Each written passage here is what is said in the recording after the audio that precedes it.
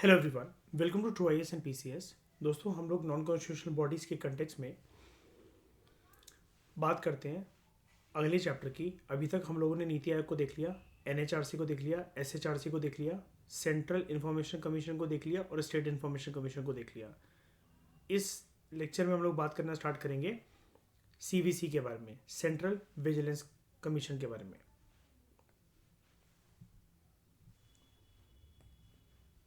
देखो, विजिलेंस क्या होता है? विजिलेंस होता है एक प्रकार से किसी पर निगाह रखना, राइट? अब निगाह ऐसा नहीं है कि किसी सरकारी अधिकारी के ऊपर दिन भर ही रखी जाती हो। जब किसी भी प्रकार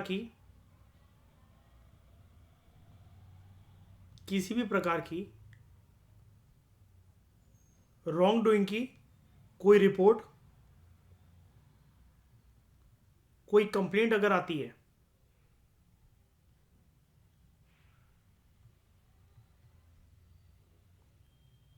तो पर्सन के, उस सरकारी अफसर के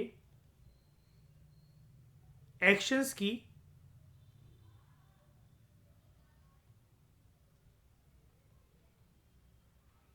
इंटेंशन को चेक करा जाता है। हर एक सरकारी दफ्तर में, डिपार्टमेंट में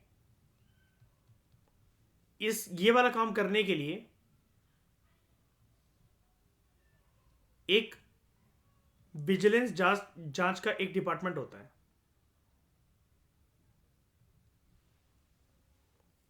ओके, अब सेंट्रल लेवल पे जो इस प्रकार की जो बॉडी है उसको हम लोग कहते हैं CVC, central vigilance commission.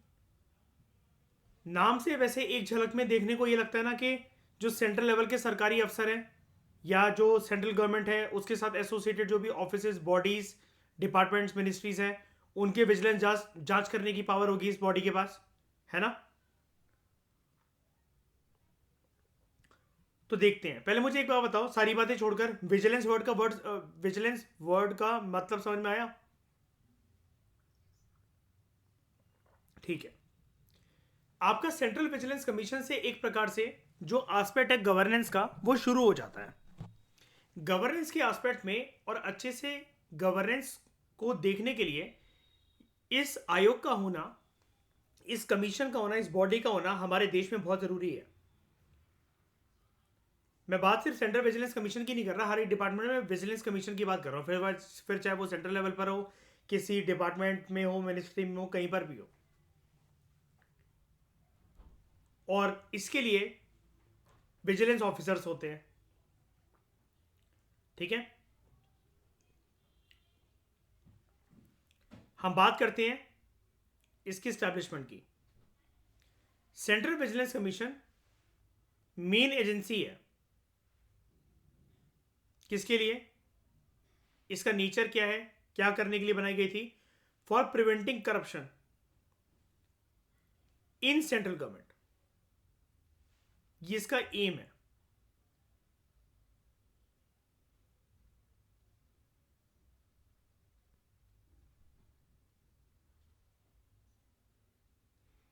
M and objective for establishment of CVC, preventing corruption in the central government. ये इसका एम एंड ऑब्जेक्टिव है कि किस इंटेंशन के साथ सीवीसी को, सेंट्रल विजिलेंस कमीशन को स्थापित करा गया था। इसको 1964 में, 1964 में स्थापित करा गया था by an executive resolution of the central government. ये नॉन स्टैट्यूटरी बॉडी तो है, इसका सॉरी, नॉन कॉन्स्टिट्यूशनल बॉडी तो है ये, मतलब ये तो आपको पता ही है लिस्ट से। लेकिन एग्जीक्यूटिव रेजोल्यूशन से अगर इसको स्टैब्लिश करा गया था तो क्या मैं इसको नॉन स्टैट्यूटरी भी कह सकता हूं?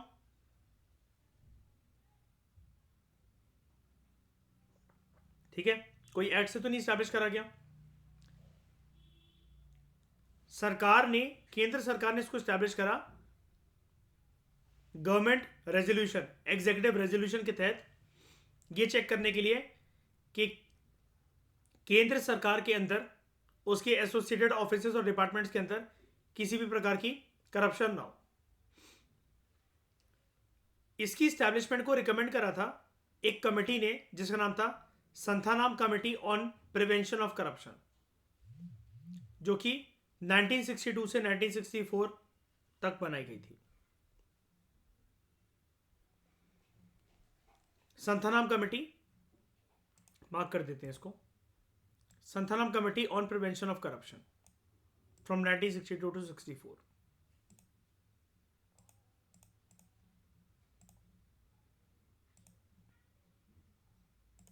The committee on prevention of corruption, इस कमेटी का नाम क्या है? Committee on prevention of corruption, with parliamentarian K Santhanam as chairman, ये एमपी थे, 4 other MPs and 2 senior officers as members. ये केंद्र सरकार के द्वारा अपॉइंट करी गई थी ऐसी कमेटी 1962 में, जिस साल हमारा कौन सी कंट्री के साथ युद्ध हुआ? वेरी गुड, चाइना के साथ। और चाइना के साथ चाइना ने हम पर अटैक क्यों करा? क्या आरोप लगाए चाइना ने हम पर? हमने किसको वायलेट करा है? पंचशील एग्रीमेंट को वायलेट करा है। उसके कौन से पॉइंट को? पॉइंट नंबर 3 क्या था? नहीं, पंचशील एग्रीमेंट के अंदर सिर्फ एक पॉइंट था, non interference in the internal affairs of each other, कि अगर हम तिब्बत पे कब्जा कर रहे हैं हमारा मैटर है, तुम इंडिया वालों ने मतलब ऐसा क्यों करा कि तिब्बत की साइड ली और उसको असाइलम ग्रांट कर दिया दलाई लामा को हिमाचल प्रदेश धर्मशाला में। कोई कुछ कह रहा है क्या? कोई डाउट किसी को? ठीक है, ये वाली बात समझ में आ गई ना? तो committee on prevention of corruption, ठीक है। Thus, originally the CVC was neither a constitutional body nor a statutory body. अब बात क्लियर है ये? Neither a constitutional body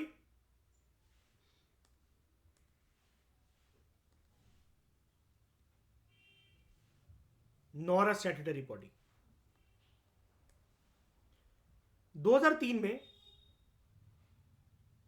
आगे चलकर पार्लियामेंट ने एक लॉ इनेक्ट करवाया जिसके तहत एक स्टैट्यूटरी स्टेटस दिया गया सीवीसी को। ये तो आपको बात पता है ना कि किसी भी बॉडी को स्टैट्यूटरी स्टेटस, कॉन्स्टिट्यूशनल स्टेटस आराम से दिया जा सकता है पार्लियामेंट के एक्ट के थ्रू।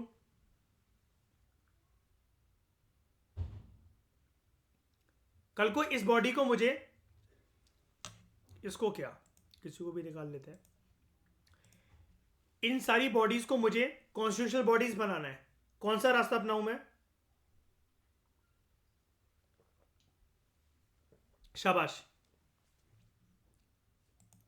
अच्छा, ऐसा जरूरी है क्या कॉन्स्टिट्यूशनल अमेंडमेंट ऐड करके अगर मैं इनको कॉन्स्टिट्यूशनल बॉडी बनवा रहा हूं तो ये स्टैट्यूटरी बॉडी बन जाएंगे ऑटोमेटिकली? हो सकता है गवर्नमेंट एग्जीक्यूटिव एक्शन के थ्रू इनको वो करा गया हो, स्टैब्लिश करा गया हो, और एकदम से फिर उसके बाद कॉन्स्टिट्यूशनल बॉडी बना दिया जा रहा हो। अब वो अलग बात है कि वो एक कॉन्स्टिट्यूशनल अमेंडमेंट एक्ट तो एक अपने आप में एक एक्ट है ना? तो एक टैग स्टैट्यूटरी बॉडी का मिल ही जाएगा लगते हाथ, है ना, कि इसका जो कॉन्स्टिट्यूशनल स्टेटस है वो फलाने फलाने एक्ट से आता है, डिराइव होता है। कुछ ऐसे ही यहां पर करा गया, कॉन्स्टिट्यूशनल बॉडी तो नहीं बनाया गया इसको, लेकिन पार्लियामेंट ने लॉ इनेक्ट करा था जिसके तहत एक स्टैट्यूटरी स्टेटस दिया गया सीवीसी को, सेंट्रल विजिलेंस कमीशन को। सेंट्रल विजिलेंस कमीशन बिल, इसको पार्लियामेंट के दोनों हाउसेस ने पास करा था। प्रेसिडेंट के सिग्नेचर प्राप्त हुए इस बिल को 11 सितंबर 2003 को, and it came on the statute book as central vigilance commission act 2003। आपको एक बात पता है क्या? 2000 या 1, 2 या 3 के पास पार्लियामेंट के ऊपर अटैक हुए थे 2001 ना? हाँ, अटल बिहारी वाजपेयी जी की सरकार थी, if I am not wrong. पता है क्या हुआ था?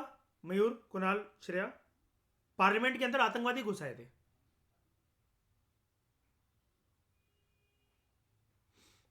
पार्लियामेंट के अंदर आतंकवादी घुस आए थे।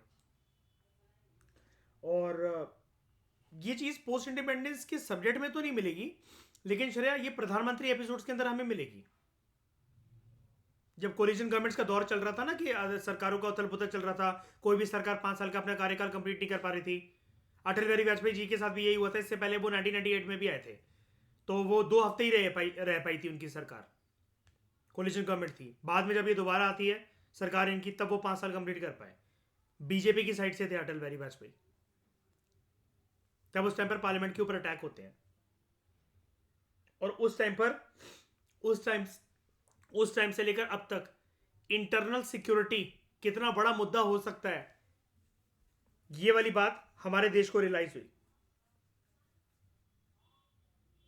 क्योंकि जब पार्लियामेंट जैसी जगह पर खतरा आ सकता है, तो ये इंटरनेशनल मीडिया में एक बदनामी वाली बात नहीं है, बताना चाहिए। दूसरी चीज, हमारे देश में ना श्रेया, कोस्टल सिक्योरिटी, चाहो तो ये वाली चीज लिख लो, बहुत इंपॉर्टेंट है जो मैं बोल रहा हूं। कोस्टल सिक्योरिटी के बारे में कोई भी कंसर्न नहीं था। कोस्टल सिक्योरिटी समझ रहे हो, मतलब समुद्री, मतलब जो हिस्से हैं, Arabian sea, bay of Bengal, थोड़ा सा नीचे इंडियन ओशन वाला, तमिलनाडु मद्रास वाला हिस्सा, के पानी के ऊपर भी सुरक्षा करी जाए। क्या ही हो जाएगा, कोस्टल गार्ड्स वगैरह हल्के फुल्के होते तो हैं। 2008 के तब जब मुंबई अटैक हुए, ताज अटैक जब हुआ, कसाब घुसा आया जब, तब हमारे देश को कोस्टल सिक्योरिटी के बारे में पता लगा।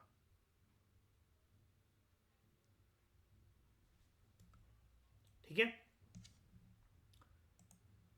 वही वाली बात है ना, जब जागो तब सवेरा, और जब तक जूता नहीं पड़ता हिंदुस्तान के आदमी को, तब तक उसको अकल आती नहीं है। ये वाली बात क्लियर है। ठीक है, आगे बढ़ते हैं। 2004 में सेंट्रल विजिलेंस कमीशन जो है, it has been designated as a agency to receive an act on complaints और disclosure on any allegation of corruption और मिसयूज ऑफ ऑफिस।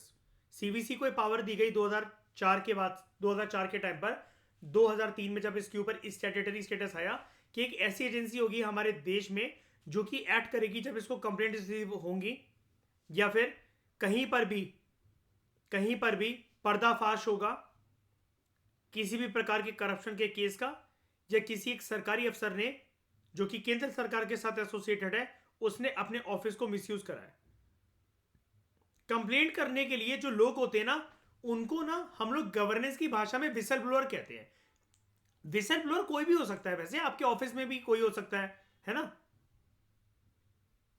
बॉस से श्रेया जो कंप्लेंट करते हैं कि वो काम अच्छे से नहीं कर रहा, वो भी विसल ब्लोअर हो सकता है ना, कि कल ही कोई हमारा अच्छे से काम नहीं कर रहा। वो भी विसल ब्लोअर हो सकता है। तो तो विसल ब्लोअर जो है, वो किसी भी ऑफिस डिपार्टमेंट के अंदर कोई भी पर्सन हो सकता है जो कि बस किसी की कंप्लेंट करे। देखो, एक बात मैं आपको क्लियर कर देता हूं, विसल ब्लोअर ना थोड़ी सी एक सीरियस चीज होती है। ये ऐसा पर्सन नहीं होता, अब आपको लगेगा इसने चुगली कर दी, भाई इसने चुगली नहीं करी। ये जो पर्सन होता है, इसने ना गलत चीज को हाईलाइट कर रखा होता है।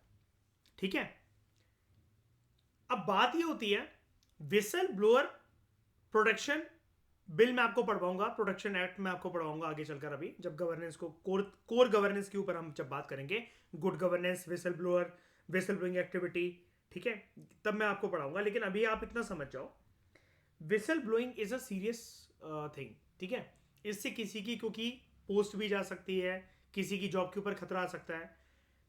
प्रावधान ये भी है कि अगर गलत तरीके से आपने विसल ब्लोइंग रेस करा है मैटर, या फिर विसल ब्लोइंग समझते हो ना, किसी मुद्दे को हाईलाइट करना, है ना। इट इज नॉट टिपिकली के सीटी बजाकर आप ये हाईलाइट कर रहे हो कोई भी चीज। It is kind of raising a matter, ताकि उस डिपार्टमेंट का भट्टा ना बैठ जाए, फाइनेंसिस का, एडमिनिस्ट्रेशन का, बुरा ना हो जाए. इट इज नॉट लाइक सीटी बजाना.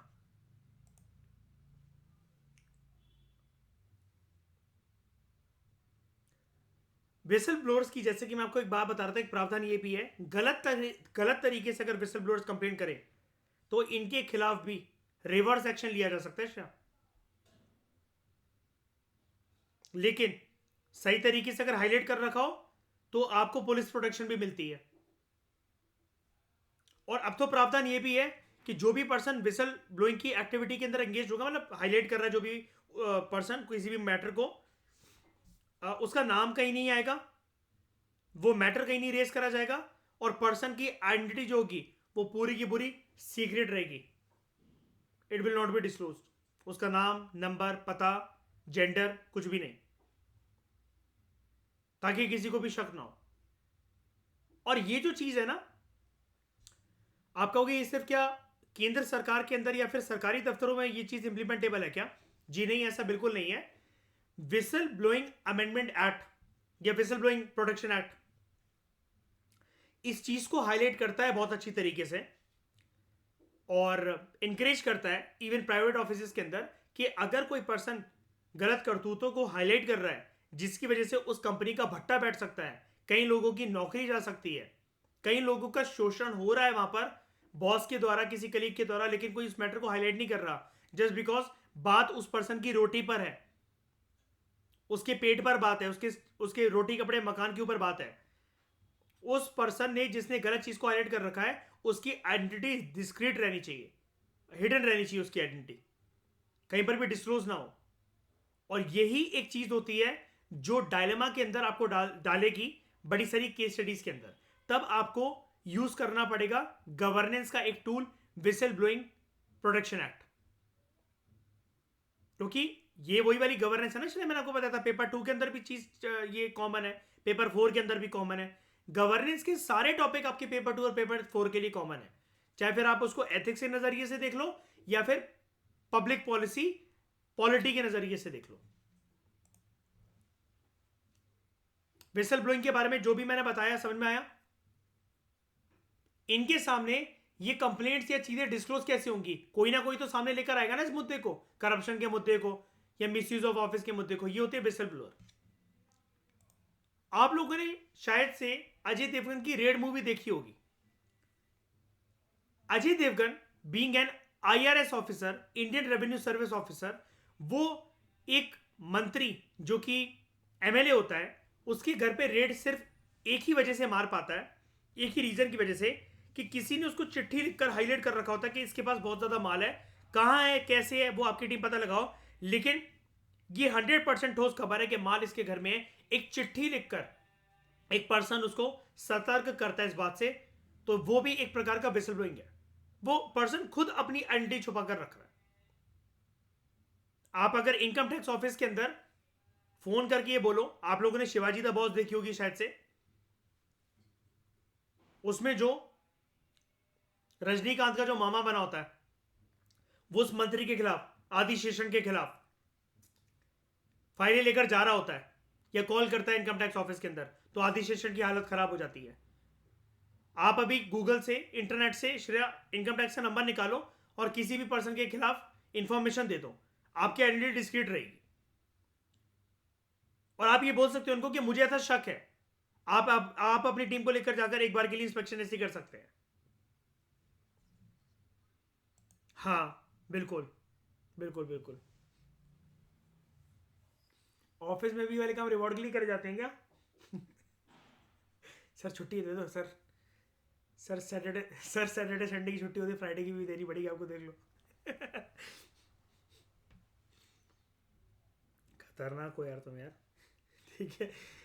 Disclosure on any allegation of corruption और misuse of office from the whistle blowers under the public interest disclosure.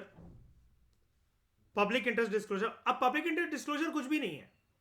ये एक प्रकार की ऐसी चीज है कि you being a whistle blower, male हो फीमेल हो फर्क नहीं पड़ता, आपने इशू हाईलाइट करा. क्यों? मैंने अभी आपको बताया ना, उस ऑफिस का, उस डिपार्टमेंट का बाकी लोगों को भट्टा नहीं बैठे, तो you are doing this in public interest ना. आपका इससे खुद का तो कोई फायदा नहीं है. इससे गलत चीज को अगर आप हाईलाइट कर रहे हो तो इससे आपका तो कोई फायदा नहीं है. मान लो may not got do so, आप किसी एक हाईवे पर जा रहे हो और हमने कोई एक किसी का एक्सीडेंट होते हुए देखा। अब हम वहां पर कुछ नहीं कर सकते। आगे चलकर हमें रास्ते में पुलिस मिलती है, उनकी पीसीआर वैन है। हमने उनको बोला सर पीछे 2 किलोमीटर पहले किसी का एक्सीडेंट हो रखा है बहुत खतरनाक, आप प्लीज उस पर एक्शन ले लो। What we are doing this, whistle blowing ना, अवेयरनेस ही तो रेस कर रहे हैं, किसी की चुगली कर रहे हैं हम यहां पर। लेकिन फिर भी विसल ब्लोइंग को आप उसी के दायरे के अंदर रखो तो वो ज्यादा ठीक है, करप्शन और मिसयूज ऑफ ऑफिस। क्योंकि वो चीज होती है कि अगर आप जैसे कहीं पर कोई मैटर रेज कर रहे हो ना, वो एक अलर्ट है, वो एक अलार्म है। विसल ब्लोअर लेकिन यूज जो करा जाता है ना टर्म, वो करप्शन के ऊपर अलार्म और मिसयूज ऑफ ऑफिस के ऊपर अलार्म यूज करा जाता है। जैसे कि मैं आपको एक और मूवी का एग्जांपल देना चाहूंगा, गब्बर इज बैक, आप लोगों ने देखी होगी। वो पीडब्ल्यूडी के सारे अफसर को धमकी देता है ना, और बताता है कि जो भी अपने सीनियर ऑफिसर के खिलाफ कोई कंप्लेंट करेगा उसको मैं रिवॉर्ड दूंगा। एक secret CDs, audios, tape recorders जारी करता है अक्षय कुमार, जो कि उस मूवी के अंदर जिसको गब्बर बोला गया है।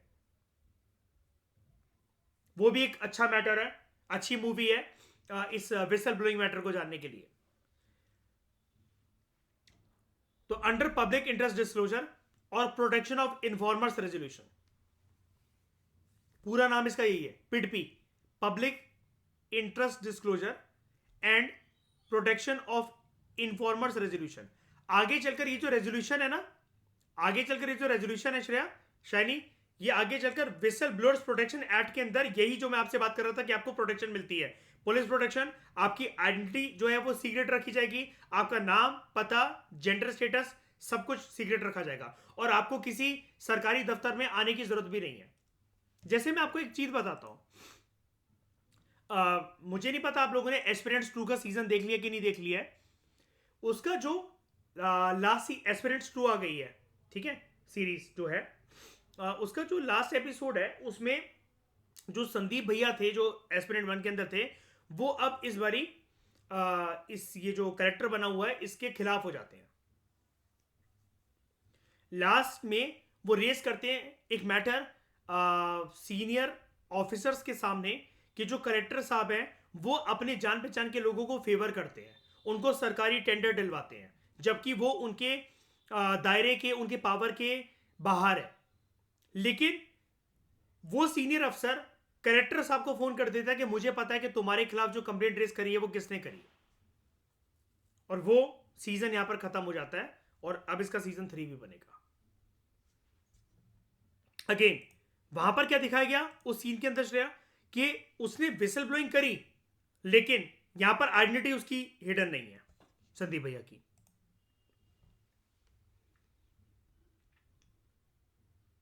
विच is popularly known as whistle blowers resolution. Whistle blowers resolution, the commission CBC, it is also empowered as the only designated agency की एक्शन ले सकती है agency against complaints making motivated और वैक्शियस कंप्लेंट्स। मतलब वैक्शियस कंप्लेंट्स का मतलब ये होता है जब आप किसी को फंसाने के लिए झूठी मूठी कंप्लेंट करते हो, उसको कहते हैं। मैंने अभी आपको बताया ना, झूठी कंप्लेंट करोगे बीइंग अ विसल ब्लोअर तो आप भी फंस सकते हो, सोच समझ के। ये ओनली डेजिग्नेटेड एजेंसी है कि जो कंप्लेनेंट है उसकी अगेंस्ट भी एक्शन ले सकती है बॉडी। ऐसी कोई बॉडी नहीं है हमारे देश के अंदर। आप अगर किसी से कोई कंप्लेंट करने जाते हो तो आपको ही थोड़ी ना बिठा लिया जाएगा वहां पर। लेकिन यहां पर अगर झूठी कंप्लेंट अगर आपकी हाईलाइट भी हो गई, आपके खिलाफ केस शुरू हो जाएगा। मिनिस्ट्री ऑफ पर्सनल की एनुअल रिपोर्ट 2015-16 हमें बात बताती है।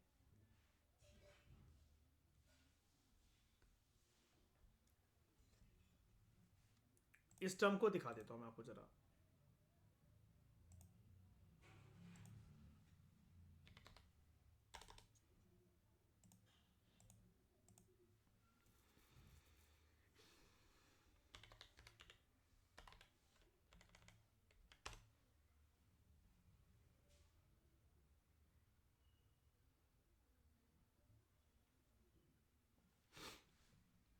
causing or tending to cause annoyance, frustration, or worry. Denoting an action or the bringer of an action that is brought without sufficient grounds for winning, purely to cause annoyance to the defendant. जानबूझ के किसी को फंसाने के लिए या मजे लेने के लिए जब आप कंप्लेन करते हो उसको हम कहते हैं वेक्शियस कंप्लेन.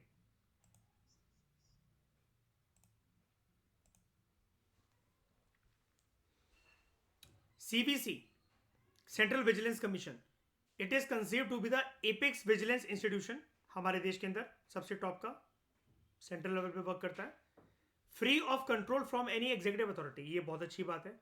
जब हम बात करते हैं ना श्रेया बार बार इंडिपेंडेंस एंड ये जो है कोई बॉडी जो इंडिपेंडेंट होती है, तो ये देखो साफ तरीके से इसके मैंडेट के अंदर लिखा हुआ है that you are free of control from any executive authority. कोई भी सरकारी अफसर, कोई भी ब्यूरोक्रेट वगैरह तुम्हें कुछ नहीं सिखाएगा कि कैसे काम करना है, क्या काम करना है. उसके बाद मॉनिटरिंग और vigilance activity under the central government and advising various authorities in the central government organizations.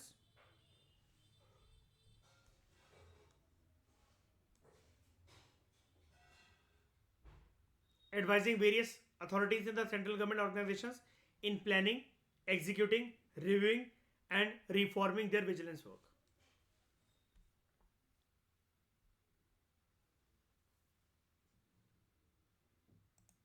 चलो एक बार के लिए इसको रिकॉल करते हैं, ठीक है. मुझे एक बात बताओ, सेंट्रल विजिलेंस कमीशन का गठन क्यों हुआ था? पर्पस क्या था इसका? मैंडेट क्या था? Very good. इसका मैंडेट यही है, करप्शन रोकने के लिए. कैसे लेवल पर? सेंट्रल गवर्नमेंट के लेवल पर, ठीक है. कब इसका गठन हुआ था? 19 देख लो 64. उस टाइम पर प्रिवेंशन ऑफ करप्शन की एक कमेटी बनाई गई थी जब चाइना के साथ हमारा युद्ध चल रहा था 1962 टू 64 तक, ठीक है. 64 में वो कमेटी अपनी रिपोर्ट देती है. उस कमेटी की रिपोर्ट के तहत सीबीसी का गठन होता है. इसका जरा नेचर बताना, कैसा नेचर इसका, किस टाइप की बॉडी थी शुरू में, बाद में कैसी बनी? ठीक है, लेकिन बाद में 2003 का एक एक्ट आता है, उसके तहत ही स्टैट्यूटरी बॉडी बन गई, ठीक है. इसके अंदर सबसे इंपॉर्टेंट बात क्या है कि ये करप्शन के मुद्दों को देखेगी कैसे, जांच कैसे होगी? जब इसके पास कौन आएगा? विसल ब्लोअर आएगा. अब ये विसल ब्लोअर के साथ दो तरीके से डीलिंग कर सकती है बॉडी. बताओ कैसे? पहला पहलू बताओ. ऑन लेफ्ट हैंड कैसे, राइट हैंड कैसे? ऑन वन हैंड, ठीक है. मतलब विसल ब्लोअर को कुल मिलाकर प्रोटेक्शन मिलेगी कंप्लीटली, पूरी. Very good, very good. अगर कोई वेक्शियस कंप्लेंट है, अगर उसने फंसाने के लिए, मजे लेने के लिए, क्या मयूर? हाँ, और ये इकलौती ऐसी बॉडी हमारे पूरे देश के अंदर, राइट? क्या? नहीं, करप्शन को हाईलाइट करने के लिए, मतलब विसल ब्लोअर के अगेंस्ट जाने के लिए. मतलब देखो, जो बंदा हाईलाइट करने आया उसी को पकड़ के बैठा लिया तरह. क्या कह रहे थे तुम? अब थाने गए किसी की कंप्लेंट करने, आपको भी बैठा लिया पुलिस वालों ने. ऐसा नहीं होता. लेकिन ये जो है, अगर इसने देखा कि आपकी कंप्लेंट झूठी है या फिर सफिशिएंट एविडेंस आप मतलब नहीं दे पा रहे हो, तो फिर आपके खिलाफ भी एक्शन लिया जा सकता है. क्योंकि whistle blowing is a serious thing. सामने वाले पर्सन की, जैसा कि मैंने आपको बताया, नौकरी, उसकी रोटी दाव पे लग सकती है, राइट? और एक किस किस एक्टिविटीज के अंदर इन्वॉल्व है? चलिए 4 एक्टिविटीज. ये इसका नेचर सबसे पहले तो ये एक एपेक्स विजिलेंस इंस्टीट्यूशन है, free from control of any executive authority. सारी सेंट्रल गवर्नमेंट की विजिलेंस एक्टिविटी को मॉनिटर करती है. और सेंट्रल गवर्नमेंट के ऑर्गेनाइजेशन को जब भी प्लानिंग कोई भी चीज एग्जीक्यूट करनी होती है, रिव्यू करना होता है, रिफॉर्म करना होता है, तो उसके अंदर उसको एडवाइस भी करती है, ठीक है. आगे बढ़े. कॉम्पोजिशन. सीबीसी एक मल्टी मेंबर बॉडी है consisting of central vigilance commissioner, जो कि इसका चेयरपर्सन होता है. और ये है multi member body and not more than 2 vigilance commissioners. Condition. Not more than 2 vigilance commissioner, यानी कि इसका हाईएस्ट नंबर मेंबर का कितना हो सकता है, कितने मेंबर बॉडी हो सकती है सबसे टॉप पर?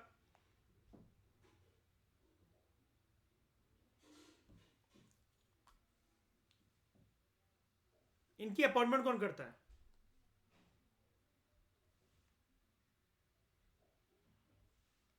राष्ट्रपति, by warrant under his hand and seal.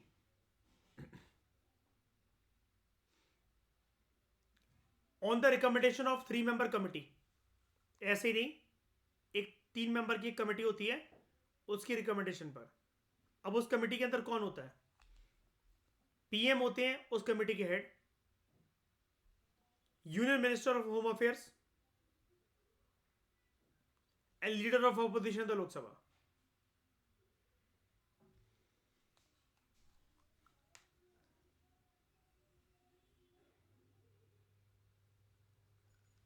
Previous chapter की तरह एक बात यहां पर समझ जाना, जब हम लोग सेंट्रल इंफॉर्मेशन कमीशन पढ़ रहे थे और स्टेट इंफॉर्मेशन कमीशन पढ़ रहे थे, वहां पर लिखा हुआ था ना condition, in case the leader of Lok Sabha is absent, तो जो सिंगल लार्जेस्ट ग्रुप होगा वहां पर लोकसभा के अंदर ऑपोजिशन का गवर्नमेंट के खिलाफ, तो वो अपना एक बंदा निर्धारित कर सकते हैं, है ना? यहां पर कोई कंडीशन ऐसी दिख रही है आपको?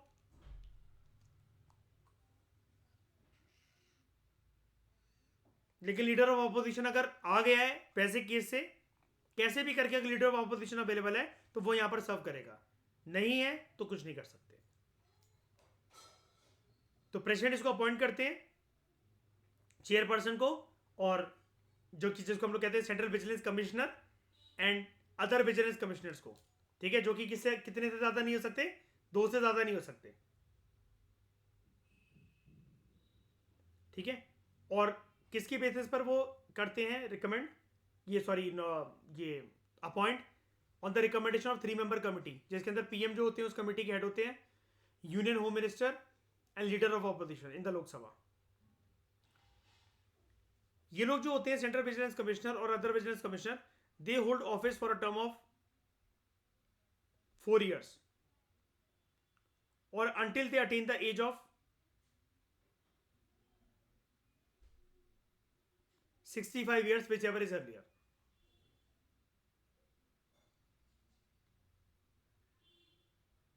फोर और 65 years, whichever is earlier. इनके टेन्योर के बाद they are not eligible for further employment या एम्प्लॉयमेंट या कोई भी जॉब या कोई भी ऑफिस ऑफ प्रॉफिट, वो तो वैसे भी अलाउड नहीं होता। कोई भी चीज़ मतलब कोई भी इनका जो इंटरेस्ट हो, तो they are not eligible for further employment under the central और द स्टेट गवर्नमेंट।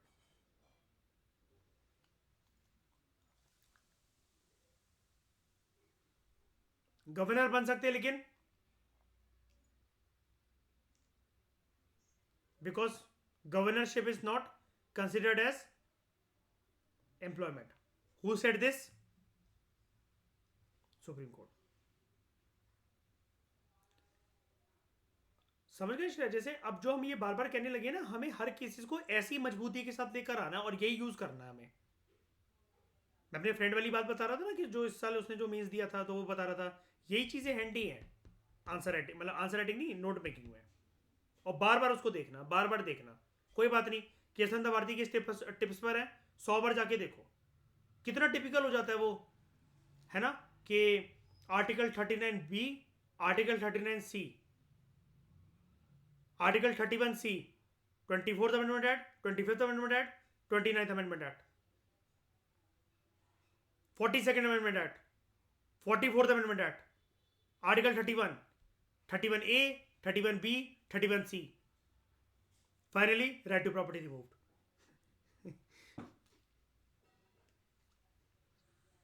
जाल नहीं है बहुत बड़ा सा वो। फूड वेब, सही बात है, फूड चेन भी नहीं है वो, वेब। तो प्रेसिडेंट के क्या, कौन सी? हाँ हाँ हाँ,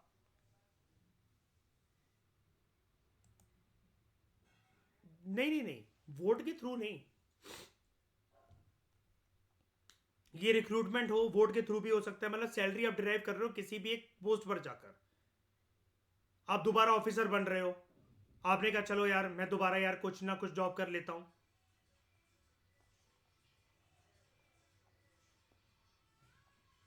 कॉन्स्टिट्यूशनल पोस्ट यार एक ऐसी पोस्ट होती है जिसमें यार ना सरकार जो है वो अपॉइंट कर देती है किसी को भी।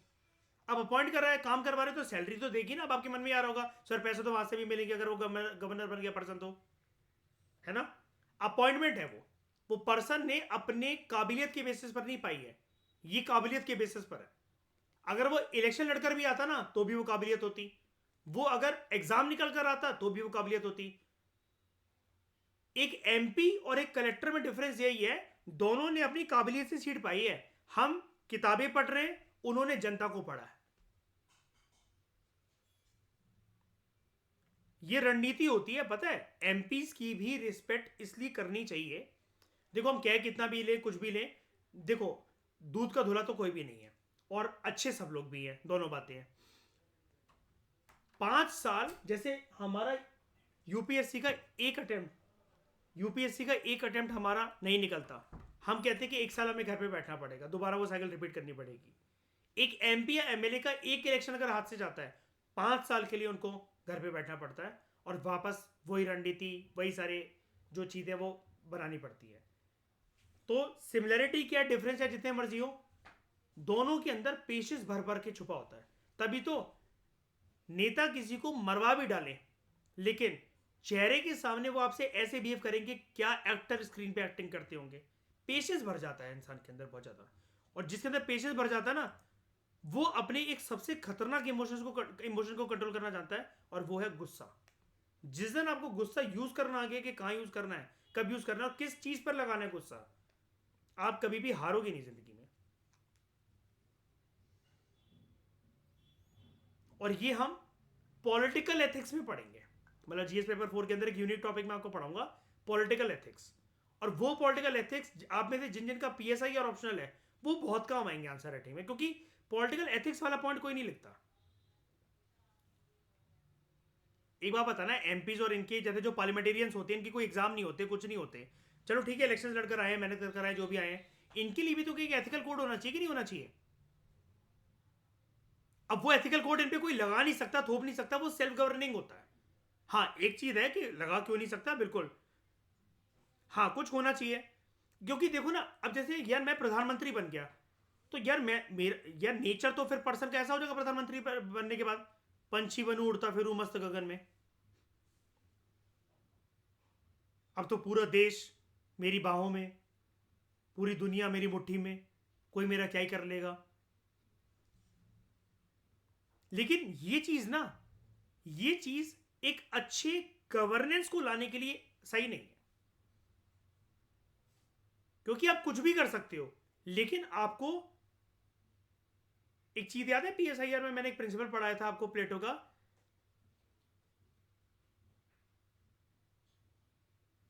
Maximum welfare of maximum masses.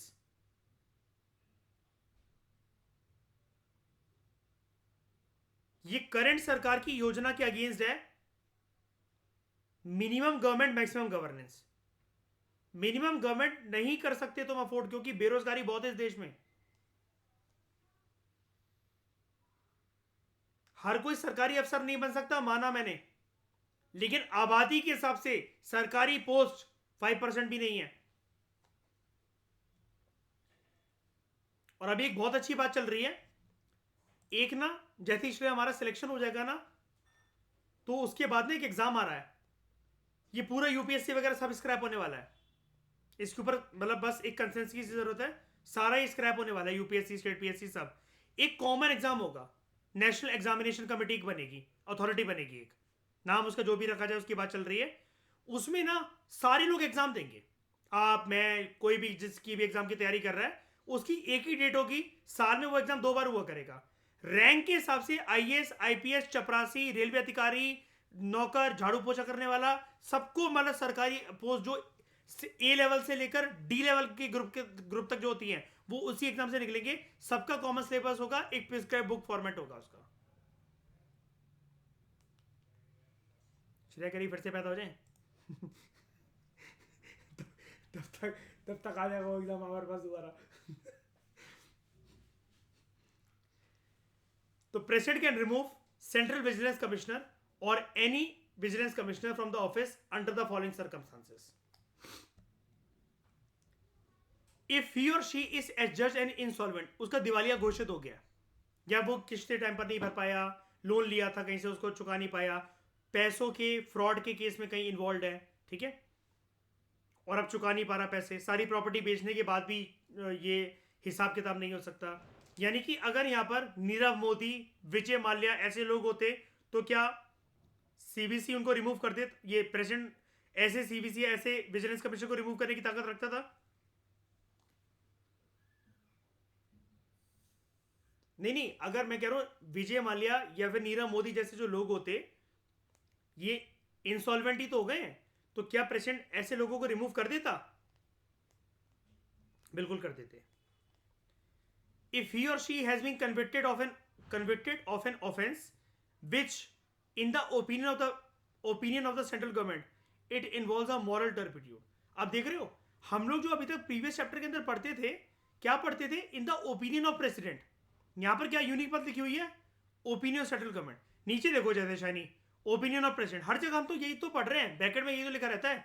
लेकिन जैसा कि मैं कहता हूं श्रेया, चील जैसी निगाह,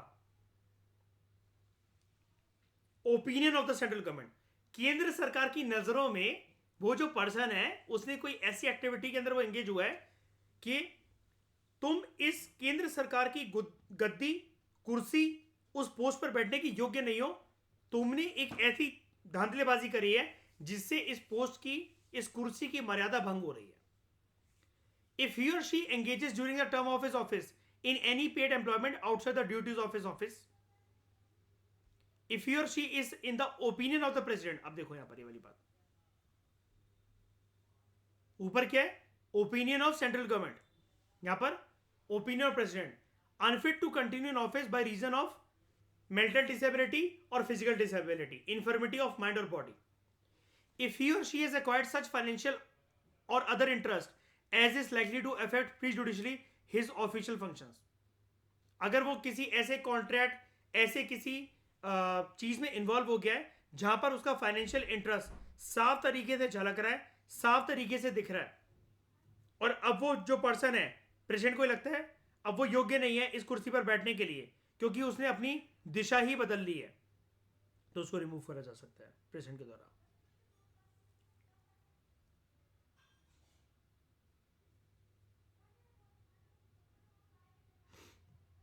ये वाली बात क्लियर हुई?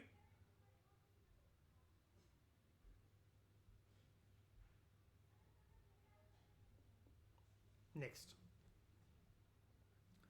In addition to these, President can also remove the Central Vigilance Commissioner or any other Vigilance Commissioner on the ground of proved misbehavior or incapacity। अब तो आप सीख ही गए हो, चलो अब आप मुझे बता दो हर जगह पर proved misbehavior का मतलब क्या होता है? अगर वो पर्सन किसी भी गवर्नमेंट कॉन्ट्रैक्ट के अंदर इंटरेस्ट दिखा रहा है या फिर उससे किसी भी प्रकार का मॉनेटरी बेनिफिट या प्रॉफिट निकाल रहा है, डिराइव करने की कोशिश कर रहा है, लेकिन इसके लिए प्रेसिडेंट को ये मैटर सुप्रीम कोर्ट को रेफर करना पड़ता है इंक्वायरी के लिए। किसको? सुप्रीम कोर्ट को। और आपको पता है ना, जैसे मैंने कल आपको एग्जांपल दिया था, आप अगर किसी जिले के डीएसपी हो, एसडीएम हो, कलेक्टर हो, सुप्रीम कोर्ट आपको बोल सकता है ना, सुप्रीम कोर्ट आपको कॉल करके बोल सकता है कि शाइनी डे आप 13 दिन के अंदर हमें रिपोर्ट दीजिए कि ये पर्सन यहां पर क्या कर रहे थे, ये क्यों आ रहे हैं आपके जिले में बार बार, और इनका क्या इंटरेस्ट है, यहां पर जो हाईवे का जो टेंडर दिया गया है उस फलानी कंपनी को, ये वहां पर क्यों आते हैं रोज जांच पड़ताल करने के, कितनी सीमेंट लग रहा है, कितना गिट्टियां लग रही हैं, कितना डांबर बिछ रहा है, क्या इंटरेस्ट है इनका, इनके बारे में पूरी जांच पड़ताल करके हमें दो। देख रहे हो, विजिलेंस कमिश्नर ये जांच पड़ताल करता है श्रेया, सुप्रीम कोर्ट एक कलेक्टर को, डीएसपी को, एसडीएम को आदेश दे रहा है कि तुम इसके खिलाफ जांच करके हमें दो। इसी को तो कहते हैं, यही तो ब्यूटी है हमारे देश की डेमोक्रेसी की।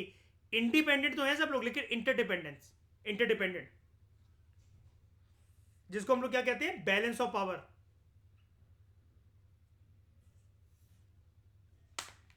If the supreme court after inquiry upholds the cause of removal, और एडवाइस करते हैं वो प्रेसिडेंट को कि हाँ जो भी आपने ग्राउंड चुने थे इनको रिमूव करने के लिए बिल्कुल सही है, निकालो इस नालायक को यहां से, तो प्रेसिडेंट कैन रिमूव हिम और हर, लेकिन उसके बाद भी चॉइस है प्रेसिडेंट के पास, ठीक है। लेकिन यहां पर प्रेसिडेंट के पास चॉइस नहीं है, प्रेसिडेंट को यहां पर मैटर जो है ही हैज टू, शब्द बहुत इंपॉर्टेंट होते हैं पॉलिटी में, हैज टू, यहां पर कैन लिखा हुआ है, ठीक है। या अलग अलग चैप्टर में आपको बार बार दिखाता रहा हूं मैं ये। He is deemed to be guilty of misbehaviour कब, इफ ही और she is concerned or interested in any contract or agreement made by the central government, keyword क्या है यहां पर, केंद्र सरकार। या फिर वो पर्सन जो है पार्टिसिपेट करता है in any way in the profit of such agreement और कॉन्ट्रैक्ट और इन एनी बेनिफिट और emolument arising there from, otherwise than as a member, अगर वो मेंबर है उस जगह का, उस कॉर्पोरेशन का, तो अलग बात है, or in common with the other members of an incorporate company. लेकिन अगर किसी भी अन्य तरीके से वो प्रॉफिट, इमोल्यूमेंट, कोई भी अपना बेनिफिट डिराइव करने की कोशिश करता है, तो उसको माना जाएगा ही और she is guilty of misbehaviour. अब आप इतना तो सीख गए ना कि पॉलिटी के अंदर मिसबिहेवियर का मतलब वो नहीं होता मिसबिहेव करना, है ना, बदतमीजी करना, मुंह चलाना, जबान चलाना।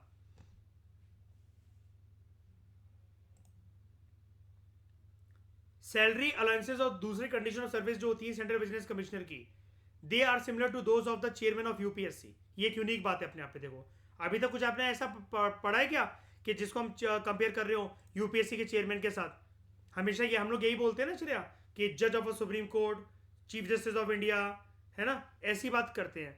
लेकिन यहां पर देखो सैलरी, फिर से पढ़ा रहा हूं, ध्यान से सुनो, salary allowances and other conditions of service of the central business commissioner shiny, they are similar to those of chairman of UPSC, okay, and that of business commissioners they are similar to those of a member of UPSC।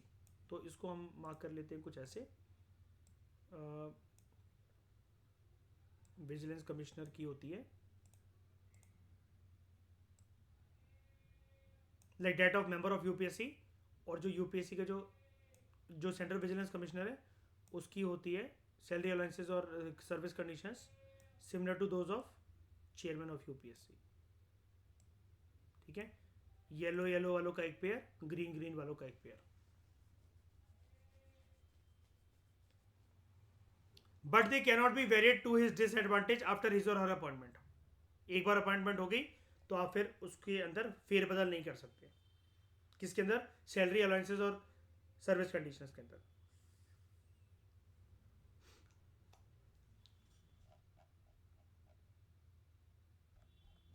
तो इस discussion में दोस्तों फिलहाल इतना ही। Thank you very much for discussion.